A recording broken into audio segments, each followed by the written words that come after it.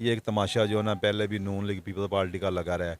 अब ये खान साहब आ गए हैं, हमें था कि ये थोड़ा सा चेंज आएगा, लेकिन ये सोशल नंबर वन की तमाम इंफॉर्मेटिव, दिलचस्प और अहम वीडियोस को देखने के लिए हमारे चैनल को सब्सक्राइब करें, बेल आइकन को लाजमी प्रेस करें ताकि मज़ीद आने वाली वीडियोस आपको बआसानी मिल सकें। शुक्रिया।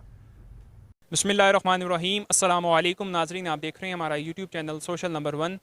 आज हम लिबर्टी मार्केट लाहौर में मौजूद हैं और लिबर्टी मार्केट के जो सदर हैं इनसे बात करते हैं और कारोबार के हवाले से मौजूदा दौर हुकूमत में क्या मसले मसाइल हैं और आज से चंद साल पहले कारोबार कैसा था, कोरोना आ गया, कोरोना चला गया, अब मुल्क के क्या हालात चल रहे हैं, ख़ास तौर पे ताजुरान के क्या तहफ़्फ़ुज़ात हैं हुकूमत के हवाले से, इनसे पूछते हैं। अस्सलाम वालेकुम। वालेकुम सलाम जी, मेरा नाम ग़ुलाम मुस्तफ़ा है, मैं प्रेसिडेंट हूँ लिबर्टी मार्केट का।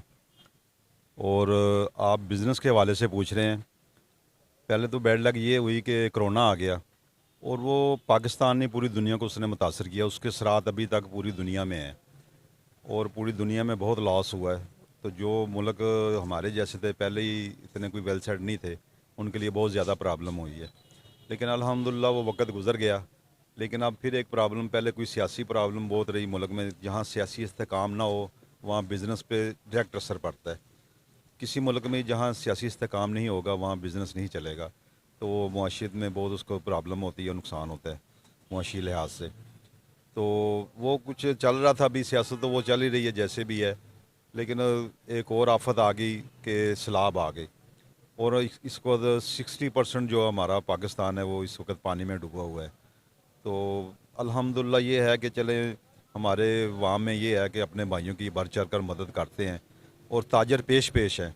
वो मैं सबसे पहले ताजर जो है ना वो इमदाद लेके पहुँचे, और अब भी कल भी हमारे लिबर्टी से हमारे हमने अपने यूनियन के अहदेदारान को भेजा है, वो भी कैश लेके गए हैं और उनको ये कहा कि जिनके घर टूटे हुए हैं उनको जाके दें, किसी की दीवार गिरी या पूरा घर गिरा हुआ है।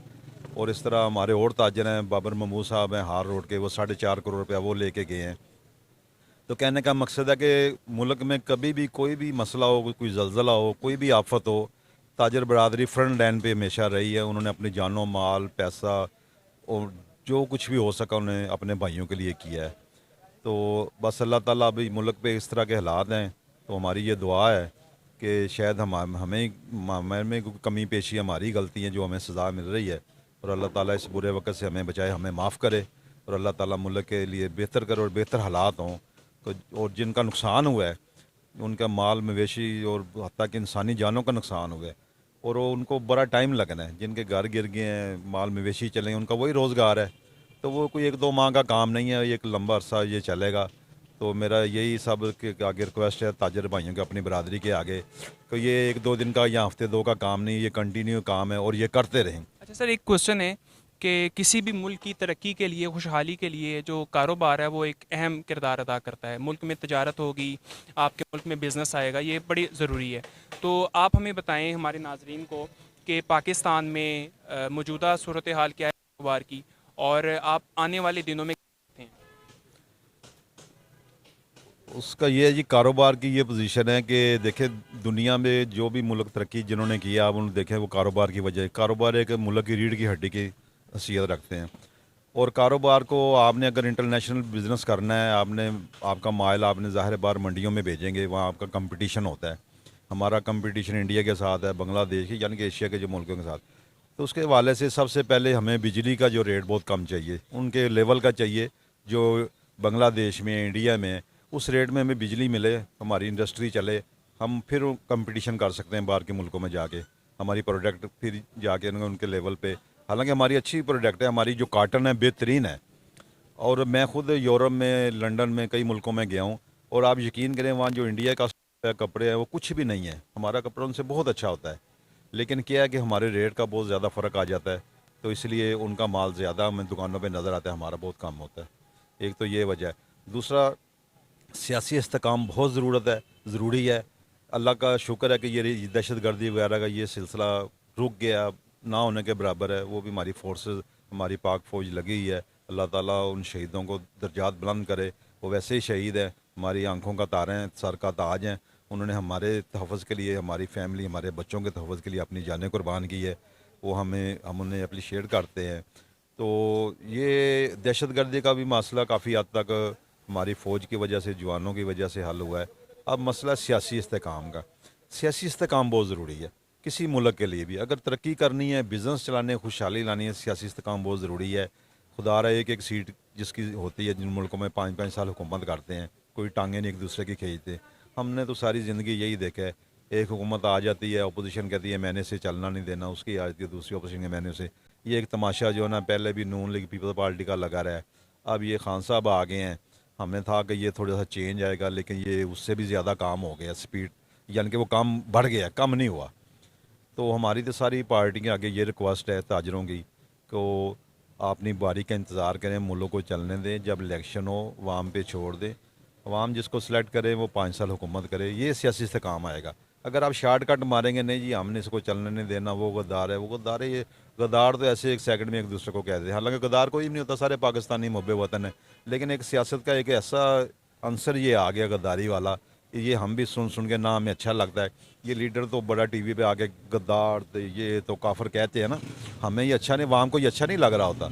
ये तो समझे कि कई सालों से सुन सुन के वाम भी तंग आ गए, वाम भी कहते हैं यार बात करो, हमारे लिए क्या करना है, मुल्क के लिए क्या करना है, वो बात करो।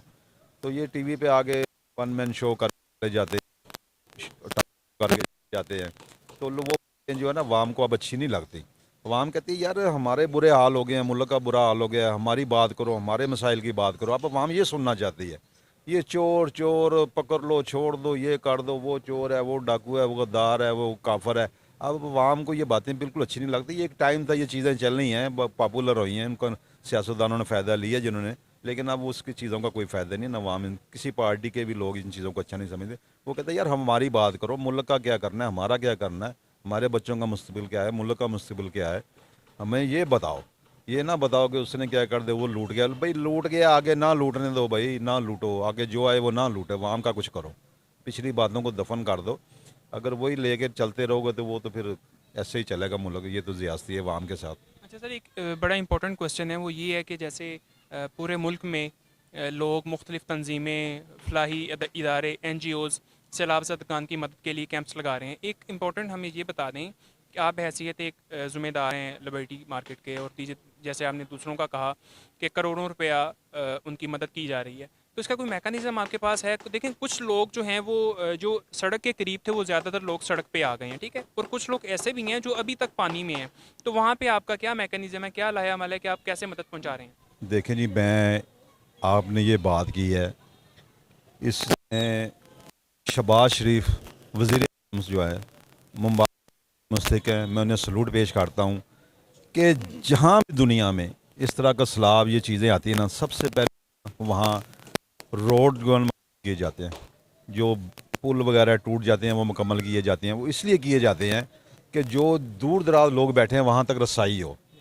अगर वो मुकम्मल नहीं होंगे तो फिर वहाँ मदद नहीं पहुँच सकती। लेकिन वज़ीर आज़म साहब ने, हमने आपने भी देखा होगा, हमने टीवी पे भी देखते हैं, वो रात दिन एक एक जगह पे जा रहे हैं।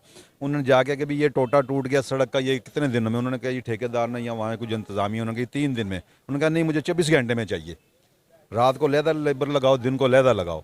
और उन्होंने वाकई 24 घंटे में वो टोटा मुकम्मल किया सड़क का। उसका क्या फ़ायदा हुआ है? अब जो हम जैसे लोग भी, ताजर या जैसे दूसरी तंजीमें काम कर रही हैं, अब उनको एक जाने का रास्ता मिल गया, वो पहुंच रहे हैं, उनकी रसाई वहाँ तक हो रही है, वो चीज़ें पहुंच रही हैं।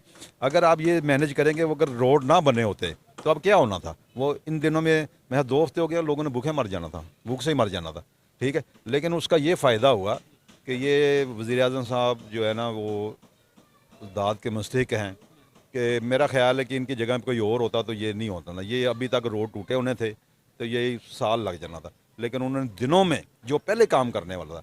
अब जब रोड है तो हम भी गाड़ी लेके चले जाएंगे आगे, जहाँ तक हमें पता चलेगा भी आगे भी 20 मील आगे भी लोग बैठे हुए हैं, तो रास्ता होगा तो हम जाएंगे ना। लेकिन सबसे पहले जो उन्होंने काम किया ना, कमाल किया है, ये हम उन्हें सलूट पेश करते हैं। तो जो और मेरा सब ताजरों से मैं हमेशा, जब हमारी मीटिंगें भी होती हैं, मैंने यही कहता हूँ यार जो भी बंदा कोई हमारे लिए कोई काम अच्छा करता है ना, मुल्क के लिए कोई भी हो, बड़ा करके उसको दाद भी दिया करो, उसकी तारीफ भी किया करो, और उनको हौसला अफजाई हो। ये अंधाधुंध ईद या अंधाधुंध किसी की हमायत आंखें बंद कर ना करिए, कोई भी कर रहा है, ये देखा करो जो भी अच्छा कर रहा है हुकूमत में है नहीं है, कोई NGO है, कोई है, कोई कर रहा है, उसको सलूट करो, उसकी तारीफ़ करो, उसको अप्रिशिएट करो, उसका हौसला बढ़े, वो इससे ज़्यादा आगे करेगा।